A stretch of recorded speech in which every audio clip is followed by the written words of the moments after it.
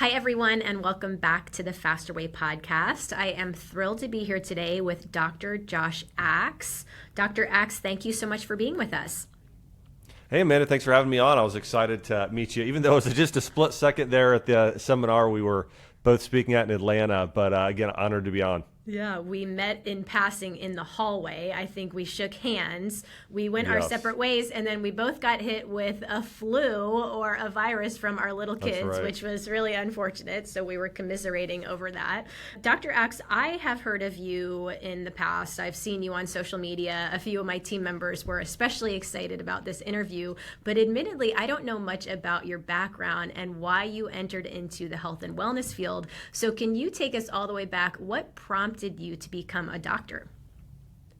Yeah, so for me, it started back when I was in junior high and my mom was diagnosed with cancer. And I remember it just hitting me so hard at the time because, there was a chance I was going to lose her. And I think for me, I really watched her very closely as she went through the conventional medical system of chemotherapy. She had a mastectomy, lost all of her hair. And I remember thinking, I never want to see anyone have to go through that again. I just remember just how much she suffered. And I also remembered thinking, there's got to be a better way. There has to be a way to prevent this or a better form of treatment. And so that really kicked off my studies of nutrition. In fact, at 14 years old, after my mom was diagnosed as being cancer-free, I thought, well, I don't know a lot about nutrition, but I know that soda is bad. I stopped drinking soda at 14 years old and started, doing protein powder and working out. And I had a guy who was probably about, 10 years older than me who was really into fitness, and I would tag along with him and he taught me how to lift weights. My dad did too. But all that being said, I really got into health and fitness.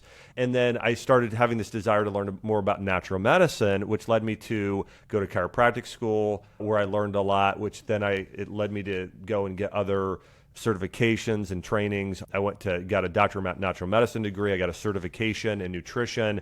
And then later on, I actually went to Johns Hopkins. That was a leadership degree at that institution. But all that being said, I started just pursuing learning about natural medicine and how to help patients and how to help people heal. Now, about 10 years later, my mom actually got diagnosed with cancer again right before I opened up my own clinic. And this time we decided to go an all-natural route. So she started juicing vegetables and doing a lot of things like bone broth and reishi mushroom and turmeric and essential oils. We just radically changed everything about her diet and also really focused on helping her heal emotionally with her mindset. And my mom was able to reverse cancer naturally with using food and mindset medicine together. And so that's kind of what propelled me to open a functional medicine clinic. And then from there, I ended up founding something called drax.com, where we put out a health newsletter, and then started a supplement company called Ancient Nutrition. And that kind of leads us to kind of where we're at today. Wow. Oh my goodness. Thank you for sharing that story about your mother. I can't imagine. And I even put myself in the shoes of my now fourth grader, and I am his universe. Yeah. He is a mama's boy, and thinking about him dealing with that in the coming years. Our most recent podcast interview actually is with one of our Faster Way coaches who overcame breast cancer as she was coaching through the Faster Way. And we shared quite in depth regarding her nutrition and fitness lifestyle. But that's inspiring to hear how you got your start and really why you got your start. So let's talk a little bit about who you serve now. What is your core competency? Who are you primarily working with through your practice, through your business? And what are some of the most common issues that you see and are able to address and resolve? I think for myself, well, when I first got into practice, and it's very still similar today, I remember I was surprised at how many people were coming in with a lot of women with hormonal issues. That was probably the predominant thing, but it was a lot of families. And so kids coming in with ADHD as well. But I would say it was primarily women. Even today, social media wise, I think it's about 82% women followers. I don't know what to say. It was my mom, it was my mom in her 40s, and she got this diagnosis. That's kind of who I help. But I would say a lot of women between the ages of 30 to 60 is probably my primary audience. And the conditions, again, hormone imbalance, autoimmune disease, and digestive issues are probably the biggest issues that I tended to treat when I had a full-time practice. Now, I don't have a full-time practice anymore because the supplement company and some of the other things, became too weighty, too much for me to handle a full-time practice. But what I really love to be able to do is practice what I call root cause medicine. I think that when I look at the world today, so much of it has become cookie cutter, and so much of it has been all about treating the symptom, where I really think my mom was able to heal naturally because we said, why do you have this? Why did cancer cells start to proliferate in her body? And so I think we went and we looked, and I look at health very holistically in terms of the mind and the spirit as well. But with my mom, we looked at, okay, there's a lot of sugar in your diet. Okay, let's get rid of that. A lot of carbs. Okay, that. And then we shifted the focus to what are the most healing foods for cancer? Well, I went and did a lot of research around Gershon and Budwig and some of these other protocols. And so I put together very, very specific. I'm a big believer in personalized nutrition. I don't believe that the keto diet is the perfect diet for everyone, or the paleo, or a vegan, or whatever. I'm very much, it's really more Chinese medicine, the thought process behind it, combined with biblical medicine in terms of, okay, you're a unique individual, and we need to treat you like a unique individual. So with my mom, in her case, it was, we had her do some meat, but it was mostly liver and salmon and bone broth. That was kind of like a lot of her protein sources. And then it was a lot of vegetables and some berries. And then it was these specific supplements. And a very similar thing, I see this today, Amanda, like with hypothyroidism. I kind of three categories: conventional, more natural, or we'll call it integrative medicine. And we'll talk about root cause medicine. Because what happens today, most people go into their doctor with hypothyroidism and they'll say, okay, here's Synthroid, or here's some sort of medication. Then you have the more integrative, and it's like, well, here's an Armour thyroid. It's a little bit more natural. Maybe we're going to do a few supplements, change the diet a little bit, and there's some improvement. Maybe someone will improve by 50%. But if we really want to turn things around, we need to go and look at everything from, okay, well, Hashimoto's is actually autoimmune. It doesn't really start with the thyroid. It starts with the immune system and the adrenal glands. So let's work on those adrenals. Let's get you some ashwagandha. Let's work on kind of balancing out the immune system. Why is it overreacting? Well, we got to eliminate the things that are causing this inflammatory immune cycle. So let's go ahead and fix that. There's other key nutrients like selenium, methylated B12. And then, hey, let's talk about your emotional health, because I see you're a mom and you're pouring your heart and your soul and you're giving and giving and you're giving, but then you're never recharging. So let's talk about how to create rhythms in your life in order to get that battery, those adrenals back to recharge within, which then affect your thyroid gland. Let's lay out something very specific and customized for you. So that's very much the way that I kind of see, the way that I practice. It's more what I would call kind of, focusing on the root cause. Yeah. Okay. So many good nuggets in there. I want to chat a little bit about the sugar that you eliminated from your mom's food log, because in our Fast Away community, we are doing a sugar detox this week with 60,000 active clients all over the world. And we are even eliminating natural sugars this week in particular to eliminate any sort of sugar cravings. How does sugar negatively impact our health and wellness? What is it doing to our brain, our gut, and our liver when we're consuming processed sugar? Yeah. So, and by the way, so my philosophy around sugar is that, there should be no added sugar, right? If you're getting sugar, hey, if you're eating a beet or a blueberry, and really the thing that I've been surprised by, even on my own research at my own body, is your body can handle some fruit, but it can't handle much without insulin spikes. I mean, I found and by the way, I am really physically active, and my body does not like more than a half a cup of berries. We're talking about very low glycemic fruit, wild and organic, and a half a cup, my body's like, okay, I can handle that much. If I go to even a cup of fruit, my insulin will start to spike. So even me, who works out an hour a day, so that being said, I think it's a really good move for people to really cut back on sugar. What sugar does, it's multifaceted. One, it causes inflammation, okay? Too much sugar in your bloodstream will cause inflammation, which will cause, joint pain. Well, it's linked to everything from endometriosis to neurological, decline. So again, a lot of side effects there. The other big thing is it feeds yeast and candida. And this is where a vicious cycle kicks in, because if you get too much sugar in your gut microbiome, the yeast starts to overtake, and some of the bad microbes, a lot of the good bacteria. And then what happens is that actually feeds cravings. And this is where people, really have a hard time, because their body is telling them, we want more sugar. It's not your body that's actually the yeast, because it loves sugar. And so it'll cause dysbiosis, or a diseased gut and leaky gut and inflammation. I think those are the two primary issues. But the third one, of course, is insulin resistance. And so if you have insulin resistance, what happens, the way the hormonal system works is you tip one domino of one hormone. It's like, okay, insulin is off. Well, now cortisol is off. Well, now melatonin is off. Well, now estrogen is off. Well, now progesterone is off. And now we have infertility, or PCOS, or endometriosis, or thyroid issues. So all that being said, Eliminating sugar is one of the greatest things anyone can ever do for losing weight and improving their health, because it's typically that first domino that falls that causes all of these other issues. Yeah, oh my goodness, so good. We have been addressing this in our community all month, and people listening know my story. I struggled with PCOS, which is polycystic ovary syndrome. I was told it would be difficult, if not impossible, for me to conceive based on my PCOS and a couple of other issues that I was dealing with. My doctor wanted me to go on metformin. I was already taking blood pressure medication from the time I was 17. Of course, my physician never said, Amanda, what are you eating? What does your lifestyle look like? It was just all about, let's, put a pill, give Amanda a pill and tell her she'll be on this for the rest of her life. So I appreciate the discussion on the insulin response. And, for my faster weight clients listening, listen, fat loss is all about the insulin response.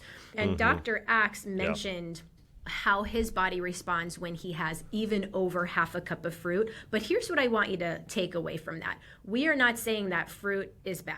We are not saying we want you to eliminate foods that God has literally intended for us to consume and given to us to eat. But it's important to understand that health and wellness is bio-individual. And when Dr. Axe has over a half cup of blueberries, his insulin does spike. And he knows that because he's in tune with his body. And you're probably using a glucose monitor and so forth. So I think it's important to note, we're not saying not to eat fruit.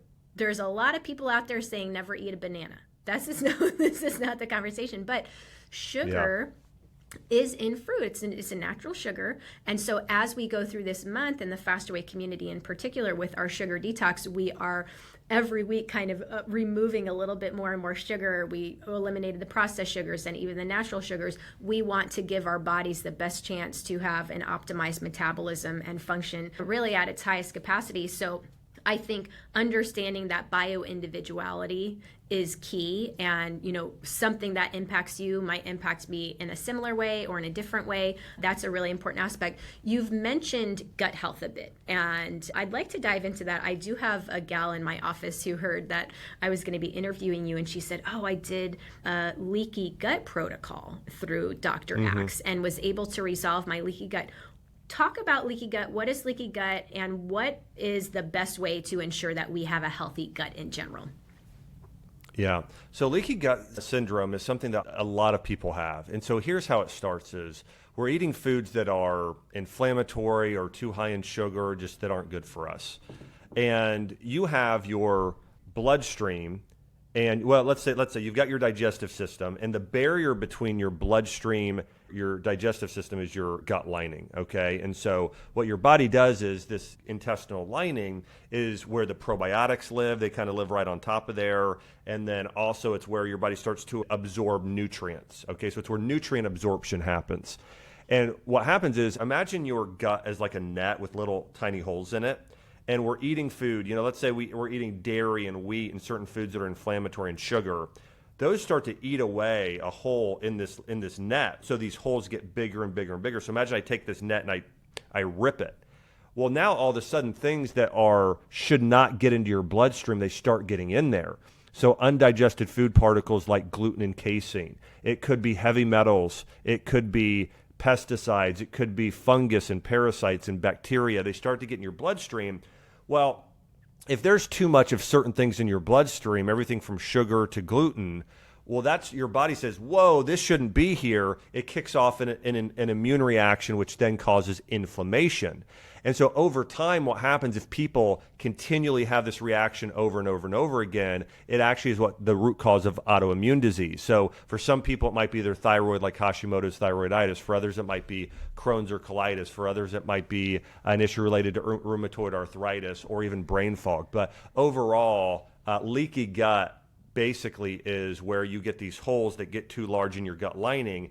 Things that aren't supposed to be getting into your bloodstream get in there, like sugar and gluten, and that causes an inflammatory cycle in the body, which then leads to things like PCOS and a number of other health issues that a lot of people experience. And so what we really want to do is they're called junctions, they're called gaps. You get too big of gaps in the gut. We need to seal up those gaps. And the best way to do that is removing sugar from your diet, lowering stress levels, and consuming foods that help heal the gut. In fact, 70% of your gut lining is made up of collagen.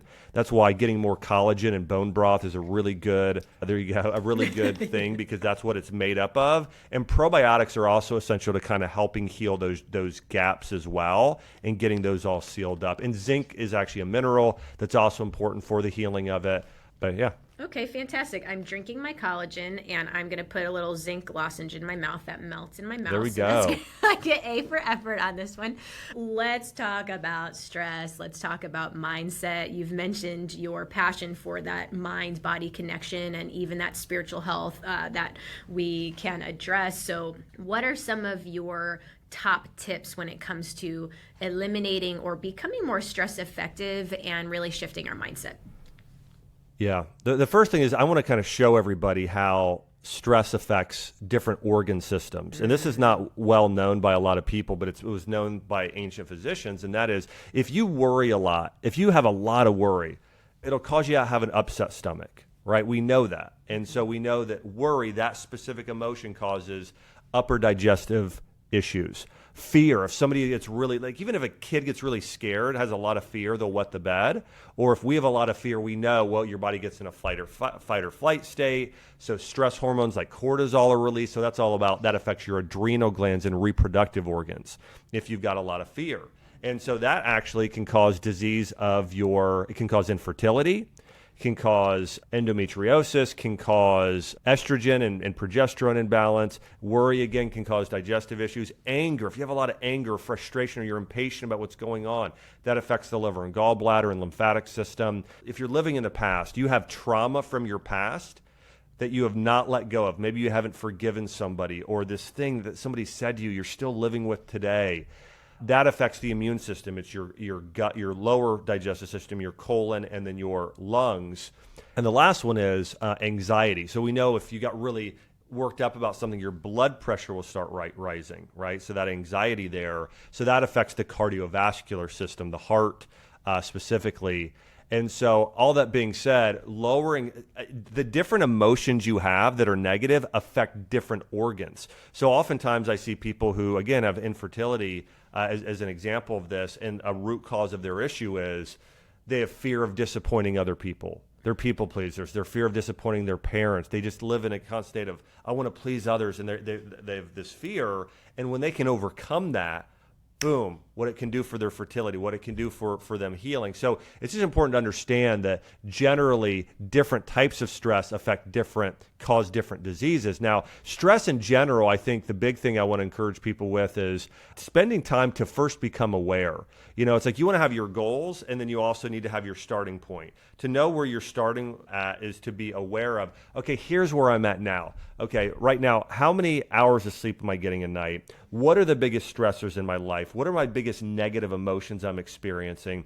And be aware of those things. And then just simply be very practical and planned in, okay, what are the things that reduce stress for me? What are those things that I know when I'm doing these, they reduce stress. So going on walks, maybe it's date night with my spouse, maybe it's, going to just having 2 hours to myself just a week where I can just go and walk in the mall or read a book or whatever it might be. So I got to do this for my wife, Chelsea. It's like she loves going to acupuncture. So she'll do something like that, or she loves her time at the gym just by herself for an hour and a half or so, but you got to be conscious of scheduling those things in. Sometimes I actually think it's a little less about reducing stress and more about scheduling in time to do what you love and to do the things that build peace. And so that's what I would do is, what can I remove that's stressing me?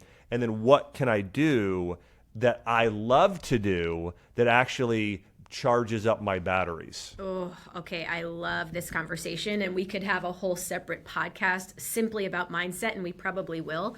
But the fact of the matter is, all of us are in situations that are going to be negative. Each and every one of us has circumstances. We have external, factors that we can't control. We need to become stress effective and really shift our mindset around how to, navigate through that. In my life, I have 5 kids. I am running a successful company. I have plenty of, I got employees, I got coaches, I got 60,000 clients. There's always going to be stress. every single day. Stress is my only constant. But the key is that I have different hacks or areas of margin in my schedule where I can shift my mindset. In November, we're going to have a focus on gratitude in the faster way. We're going to provide a gratitude journal, our gratitude-filled fat loss success planner type, resource. And we are going to start each day with thinking of the 3 things we're most grateful for. And I start all of my marketing meetings on Monday morning like that. What are you grateful for? What's the best thing that's happened to you this week? I think gratitude is very key. I think realizing that stress is going to happen and kind of saying, okay, some pain has a purpose, you guys. Pain has a purpose. And it might just be saying, I'm going to grow through this. I'm going to sit in these emotions. I definitely resonate with you and relate with you when it comes to those mindset tips. And it's interesting. I hadn't heard about how a lack of forgiveness is what could contribute to a certain health issue in particular. That's very interesting, and I look forward to doing more of a deep dive on that. But let's transition to talking about your daily routine. I want to hear about what you do as a doctor, as a health and wellness professional. What does your daily routine look like? When do you wake up? When do you work out? What are you eating? When are you eating? I think that'll be really interesting for our audience to hear. Yeah. So I typically wake up, by the way, the first thing I do, it's on my list. I actually call it my spiritual triathlon, but I spend time with God. And so I wake up at 6 a.m. and I'll spend time getting grateful. So I might go and just be grateful, go on maybe a short walk, but I spend about 5 minutes just saying, hey, everything I'm grateful for. And then I'll spend a little bit of time maybe just reading something like a devotional while I just maybe sip on something in the morning. And then I might read something like my Bible. So I do that for every single morning. And then I'll go and I'll get a workout in. I'll get home. Typically by then, my wife and daughter are just kind of getting out to the kitchen, spend about 30 minutes with them. And then I'll make myself, typically I do a smoothie. It's a half a cup of berries. It's a cup of something like coconut milk. And then I do about 40 grams of protein. I do mostly collagen and bone broth. I might do a little bit of plant protein too. And so, I do 50 to 40 grams of protein. I mean, that's a big kind of how I get my day started. But I really believe, hey, you win the morning, you win the day. So again, starting off with, working on my spiritual health, getting a little time with the family, getting time to just get something really good in my body and getting a workout in. And then I typically work throughout the day for lunch. I mean, we make a lot of food at home. I mean, there's on occasion, like I think we did kava one day this week. It's like, like a bowl place. We have this place that we love, pho. It's Vietnam. It's like chicken and rice noodles and a lot of veggies and herbs. We'll do that sort of thing. But we just make a lot of food at home. And so like for us, it's meat and loads of vegetables. And so we steam a lot of vegetables. And as a dip, we might do something like, we really like hummus. So we do a lot of hummus. But like, I'm trying to think. So last night we made these bowls where we made our own pho bowls, which are kind of a Vietnamese dish where it was chicken, rice noodles, garlic, onion, green onion, that sort of thing. And then we'll do grass-fed burgers. We'll do wild salmon. And we do a lot of steamed vegetables. We'll bake vegetables. We'll cover them in coconut oil and butter with a little bit of sea salt and eat something like that. But, I mean, in carbohydrate-wise, if we do have carbs, it tends to be more at lunch, and we tend to go much lower at night. I mean, really, dinner for us, if you came to our house, it's meat and like triple vegetables. It's just, that's sort of the way we eat. And we'll do a little dessert. We love doing dark chocolate as kind of our natural sweeteners. We'll use maybe a little bit of monk fruit or a little bit of stevia with that. And sometimes we do a little bit of honey, like a Manuka honey or raw honey. And supplement-wise, I do a lot of supplements. Oh. I really like glandulars and organ meat, so I'll do like a liver supplement. Mm-hmm. I'll do turmeric. Sometimes I'll do a I do more greens powders. I do a probiotic. And I tend to do like a multi-mushroom supplement. Those are probably the ones that I do the most. Okay, great. Do you drink coffee? You know what? Every other week I have maybe 1 cup. My wife is every morning. She loves her coffee. I don't do it. Now I love matcha, so I do green tea pretty frequently. Mm-hmm. But I've never been a coffee person. Again, my wife, on the other hand, she does coffee every morning. He's never been a coffee person. So my listeners know I am transitioning to decaf. I tried an experiment starting about 4 months ago where I eliminated caffeine completely. I just wanted to see how I'd feel. That's kind of how I do things. That's how the Faster Way came about. It was Amanda experimenting on herself and wean off of, blood pressure meds and, finally figure out the way to have a healthy, sustainable lifestyle. But I'm currently drinking Purity decaf coffee. I sip on that through the morning. It's delicious. And then I'm sleeping better. I sleep better when I eliminate caffeine. And I hate to say it, I've talked about it a couple times on the podcast, but it is what it is. So your food log sounds very similar to mine. It's really biblical nutrition. If it comes from the ground, if it has a mother, you are consuming it. And that's what we do at Faster Way. We're gluten-free, dairy-free. Now, we typically follow a 16-8 intermittent fasting protocol, but the focus on protein, I really want to make note of, because you said, listen, I'm starting my day with 40 to 50 grams of protein. That's how you're breaking your fast. I want everybody to hear that. We're not simply breaking our fast with carbs or fat. That's a big mistake a lot of us make. We just simply have carbs. We only have fats to break our fast. We need to be focused on that protein. I want you guys to be consuming at least 1 gram of protein per pound that you weigh or want to weigh, because protein is so key for many different functions of the body. And you eat meat, which I appreciate. So recently I was watching a documentary on Netflix about centenarians, people who live over 100. The interesting part is there was no one size fits all diet. Some of them were primarily plant-based. Some of them ate fish. I know, I just bought a house in Costa Rica right by a blue zone. The guys there, they eat meat. And they're living to 105. My driver in Costa Rica, his family lives in the blue zone, and all his relatives are over 100, and they have chicken and rice and beans. I mean, that's what they eat every single day, but it's a lot of movement. So I appreciate you sharing your food log. We always find that really interesting here at Faster Way. Josh, what would you share as we close? Maybe one exciting development or trend in the field of natural medicine and nutrition that you're particularly excited about? Have you seen anything kind of coming onto the scene that you're like, wow, we're moving in the right direction, or or maybe the opposite, you say we're kind of moving in the wrong direction and this is what's in the media, but I want to set the record straight? I've got a couple things. Let me give three. So in the first one being, I think this idea around personalized medicine, I do think it's really important, personalized nutrition. I think everybody is so unique, even as an example with fasting. I think intermittent fasting is fantastic for some people, and I think some people it's just not right for where their body is. And so I think it just depends upon the person. I've done intermittent fasting before. I am a very lean body type. I have a hard time keeping weight on. And so for myself, who actually doesn't need to lose weight, I need to put weight on.